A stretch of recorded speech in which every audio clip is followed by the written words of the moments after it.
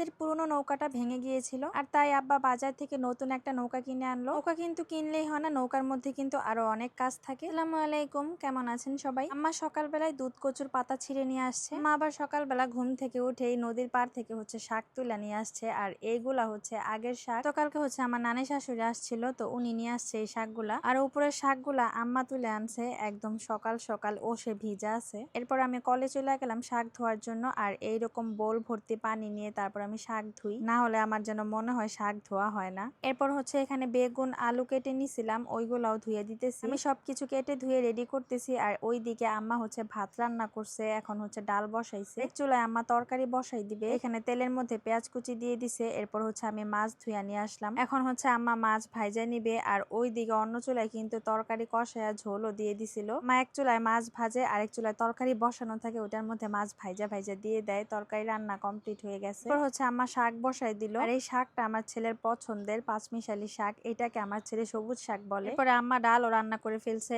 এরপর আমি ঘরে চলে আসলাম ঘর গোছানোর জন্য। সকালে বাসায় রান্নার চাপ থাকে, যার জন্য ঘর গোছাইতে গোছাইতে আমার প্রায় 10টা বেজে যায়। এরপরে বাকি সংসারের কাজ তো আছে, থালা বাসন ধোয়া। এরপর আমি বিছানাটাও গুছাই নিতেছি। এরপর আমার সোফার গ্লাসের টি টেবিলটাকে একটু পরিষ্কার করে নিতেছি গ্লাস ক্লিনার দিয়ে। এগুলো তো রেগুলার কাজ করতেই হয়। এখন তো ঝড় তুফানের দিন, প্রচুর ধুলাবালি আসে বাহির থেকে। যাই হোক, আমার ঘর গোছানো কমপ্লিট হয়ে গেছে। আর ঘরটা গোছানো হইলে আমার কাছে যে এত শান্তি লাগে, মনে হয় যেন আমার অর্ধেক কাজ কমপ্লিট হয়ে গেছে। আর এইদিকে তো আমার হাজবেন্ড ঘুমিয়ে আসতেছে। পরে 9টার পরে ওনারা ডাক দিয়ে উঠাইছি। এরপর আমি আমার বিছানা গুছাই নিলাম। আর এইদিকে আব্বা বাজারে চলে গেল। গতকালকে নৌকা নিয়ে আসছে, এই নৌকার জন্য আলকাতরা কিনতে গেছে। আমি তো ছোটবেলায় ভাবতাম নৌকা কিনলেই হয়ে যায়, কিন্তু এইদিকে দেখি আমার শ্বশুর কত কিছুই করে। থেকে ছাই নিয়ে আসলো, এই ছাইয়ের এখন চাইলা নিতেছে। আমি তো বলতেছি যে আব্বা এই ছাই দিয়ে কি হবে? আব্বা বললো এইটা দিয়ে নাকি পুটিং করবে। এরপর আব্বা আলকাতরার মুখটা খুইলা নিতেছে। আসলে আব্বা বলতেছিল যে এটারে আমি এখন কাইটেই ফেলামু। পরে আমি বললাম এটা তো সিস্টেম আছে, এইভাবে তুলতে হয়। এরপর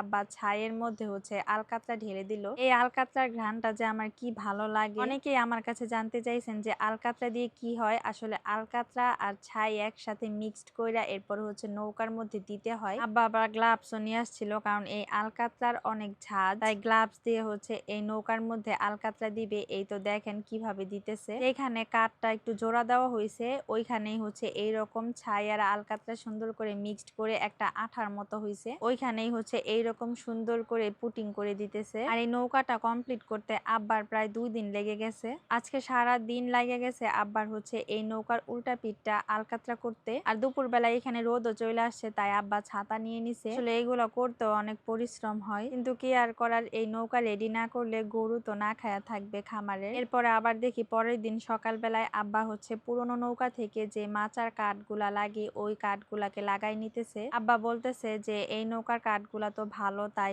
এগুলারই লাগাই দিলাম। ফাইনালি আমাদের নৌকাটা কমপ্লিট হয়েছে 2 দিন পরে। তো এখন আমি একটু ঝাড়ু দিয়ে নিলাম, কারণ বাইরে তো অনেক বাতাস থাকে, ময়লা টয়লা পড়ে। এরপর আমি একটু উঠা বসা দেখলাম যে ঠিক আছে কিনা। পরে দেখলাম যে না, নৌকা একদম কমপ্লিট হয়ে গেছে। এখন আব্বা লোক পাইতেছে না এই নৌকাটাকে নামানোর জন্য। আর এই নৌকাটাকে তো নিতে অনেক মানুষ লাগবে, না হলে কিন্তু নেওয়া যাবে না। তো আব্বা কয়েকজনকে বইলা রাখছে, আজকে কালকের মধ্যেই নৌকাটা পানিতে নামানো হবে। তখন আপনাদেরকে দেখিয়ে দিব কেমন হয়েছে আমাদের নৌকাটা, কমেন্ট করবেন। আর এইবারের নৌকাটা কিন্তু এর আগের নৌকার চাইতে বড় কিনছে আব্বা। আজকের ভিডিও এ পর্যন্তই, সবাই ভালো থাকুন, আল্লাহ হাফেজ।